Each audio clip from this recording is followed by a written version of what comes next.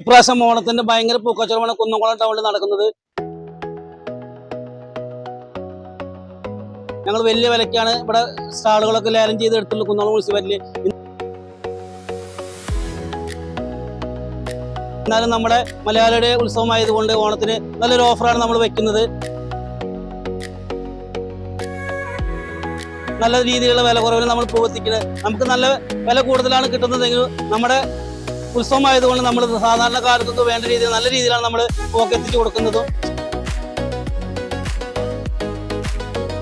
ചെയ്തു കൊടുക്കുന്നു. എല്ലാവരും സന്തോഷം, നമുക്ക് സഹകരണം നമുക്ക് വേണമെന്ന് അഭ്യർത്ഥിക്കും.